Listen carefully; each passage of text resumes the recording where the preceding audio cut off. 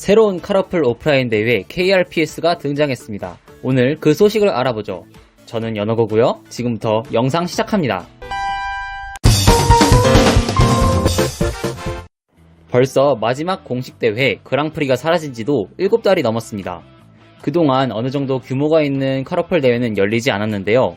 이에 유튜버이자 카러플 선수인 런민기 선수와 런필모 선수가 만든 대회가 바로 KRPS입니다. 6월 28일부터 모집을 시작했고요. 동시에 규정집도 공개되었으니 하나하나 알아보죠. 먼저 대회 구성입니다. 이번 대회는 스피드전만 진행하고 지금까지의 대회와는 다르게 팀전과 개인전이 혼용되어 이루어지는 경기입니다. 자세하게 설명드릴게요. 먼저 선착순으로 128명의 선수를 선발합니다. 선발된 선수는 8명이 한 조를 이루어 128강을 이루게 됩니다. 5개의 라운드가 끝나고 포인트가 높은 4명은 64강으로 올라가고 하위 4명은 탈락하게 됩니다. 64강도 같은 방식입니다. 다만 여기서부터는 한 명이 50점을 획득할 때까지 경기가 지속되고 50점 달성자가 나왔을 때 상위 4명은 32강으로 진출하게 됩니다. 32강은 매우 중요합니다. 왜냐하면 32강 진출자에게는 이어지는 팀전에 참여할 자격이 주어지기 때문입니다. 32강 4개 조 각 조 1, 2위는 결승전에 진출하는 동시에 팀전 팀장 권한이 부여되게 됩니다. 1, 2위를 제외한 각 조 6명은 팀전 멤버로 가게 됩니다. 각 조 상위 2명, 8명이 모인 결승전에서는 한 명이 80점을 획득할 때까지 경기가 지속되며 80점 획득자가 나왔을 때 점수가 높은 1, 2위는 2라운드 진출하고 2라운드에서 1대1 3선승제로 최대 5라운드 경기를 하여 개인전 우승자를 결정합니다. 원래라면 여기서 끝이지만 이번 대회는 다릅니다. 개인전, 결승전 8명의 순위 순서대로 팀전의 팀원 드래프트가 시작됩니다. 앞서 말했다시피 이번 대회는 팀전과 개인전의 혼합대회이기 때문에 이때부터 팀전이 시작되는 것이죠. 개인전 1위부터 8위까지 순서대로 앞서 32강에서 조별 3에서 6등을 한 선수 중 원하는 선수를 한 명씩 차례대로 영입합니다. 이후 8위부터 1위까지 순서대로 남은 16명 중 한 명씩 선발합니다. 마지막 남은 8명을 다시 1위부터 8위까지 팀장이 선발하면 4인 체제의 팀이 8개 탄생하게 됩니다. 팀전은 기존처럼 5라운드 셋세트 구성으로 되어 있습니다. 1라운드 스피드 팀전, 2라운드 승자연전, 3라운드 에이스 결정전입니다. 오프라인 무대인 시즌 파이널 이전까지의 승자연전은 각 팀 3명만 출전합니다. 먼저 8개의 팀이 A조와 B조로 나뉘어서 시작됩니다. A조와 B조 각각에서 또다시 1경기와 2경기로 나뉘게 되며 1경기와 2경기의 각각의 승리팀은 승자조로, 진팀은 패자조로 가게 됩니다. 이후 경기인 패자조에서는 앞선 A, B조처럼 토너먼트를 통해 승리한 두 팀은 최종전으로 가고 패배한 다른 두 팀은 탈락하게 됩니다.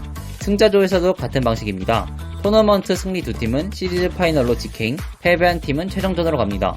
최종전에서도 토너먼트 승리 두 팀은 시리즈 파이널로 가게 되며 진 팀은 탈락입니다. 시리즈 파이널은 기존 그랑프리 결승전과 동일합니다. 1경기, 2경기, 3, 4위전, 그리고 결승전으로 구성됩니다. 이때 모든 경기의 2세트 승자연전은 모든 멤버가 출전하는 7라운드 구성이며 1라운드 스피드전은 결승전만 7라운드 구성입니다.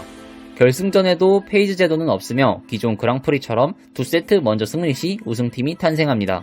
이야, 길죠? 저도 이해하는데 시간이 걸린 만큼 여러분들은 제 영상으로 빠르게 이해하셨으면 좋겠네요. 이제 다른 것도 보러 가죠. 대회 일정입니다. 모집은 이미 시작했고요. 여름방학 시즌을 타겟팅한 대회라고 보시면 됩니다. 상금입니다. 총 상금은 850만원으로 사설대회 중 역대급으로 가장 높은 금액입니다. 앞서 말했듯이 팀전과 개인전 공존대회라 개인전 상금은 상대적으로 적습니다. 카트바디입니다. 이번 대회는 특이하게 카트바디 제한이 없습니다. 기존처럼 팀끼리 겹치는 건 안되지만 스피드전 카트 중에 아무거나 타도 상관없습니다. 가장 중요한 건 새로운 카트가 나왔을 때 바로 사용해도 된다는 것인데요. 중국 서버 기준으로 다음 시즌에 적토마 세이버가 등장하는데 마침 새로운 시즌 시작일이 8월 9일이라 팀전 승자전부터는 적토마 세이버를 볼 가능성이 높습니다. 아무래도 개인전은 파라곤과 크기가 작은 플라즈마가 등장할 것 같고요. 팀전에서는 파라곤, 플라즈마, 기사 또는 백기사, 크로노스 이렇게 4대로 하다가 적토마 세이버가 등장하면 크로노스 대신에 세이버가 들어갈 듯 합니다. 파라곤부터 크로노스는 익시드 3.0이라 큰 차이 없이 4대의 카트 밸런스가 맞을 듯 하지만 만약 적토마 세이버에서 중섭처럼 익시드 4.0이 나오면 메타가 바뀔 수도 있습니다. 캐릭터는 기본 캐 중 캐피와 우니를 빼고 사용 가능하고 파츠와 칩, 리어 장식은 자유롭게 사용 가능합니다. 중요한 것은 플라잉 펫이 자유인데요. 아마 펑키버드가 주로 쓰일 것 같지만 팀전에서는 러너들이 플라잉 스타 배지를 쓸 수도 있을 것 같습니다. 풀펫도 대회 기간 중 출시하는 것도 바로 쓸 수 있어서 중간에 좋은 풀펫이 출시한다면 펑키버드가 밀릴 수도 있습니다. 자, 그리고 트랙입니다. 총 20개의 트랙으로 구성되어 있습니다. 근데 의외인 점은 광삼지, 성수관, 해골성을 제외하면 시즌 13 이전에 올드 트랙으로 구성되어 있고 특히 남산, 지공별 등 오픈 초기 트랙도 많습니다. 신트랙보다 구트랙의 비중이 높은 만큼 옛날 고인물들의 활약도 기대해볼만 합니다. 동화 카드왕국의 미로와 빌소는 아이템 트랙인데도 포함되어 있습니다. 개인적으로 카드왕국의 미로는 스태프인 정우 선수님의 사심이 트랙이나 메타 분석은 나중에 다루던지 하고 마지막으로 유의사항에 대해 알려드리겠습니다. 촬영 시간 기준 128명이 꽉 차서 예비번호를 받고 있습니다. 기존 그랑프리에서 탈주자가 많았어서 이번에는 탈주하면 예비번호가 들어갑니다. 트랙 버그 및 밴드빌드 금지입니다. 피사의 사타 밴드빌드나 용의 길 난간빌드 금지입니다. 알아두세요. 온라인 방송 타고 싶다면 64강까지 꼭 살아남으세요. 128강 트랙은 고가, 리오, 용의 길, 대관령, 노익순입니다. 64강부터는 원래처럼 1등이 고르게 됩니다. 시리즈 파이널은 오프라인 무대이며 화면에 나오는 장소에서 진행하고 100석 정도 티켓팅을 통해서 유관중으로 진행한다고 합니다. 자, 여기까지입니다. 아, 맞네요. 오랜만에 열리는 카라풀 대회인 만큼 저도 열심히 설명해봤습니다. 많이 이해하셨으면 하는 바람이 있고요.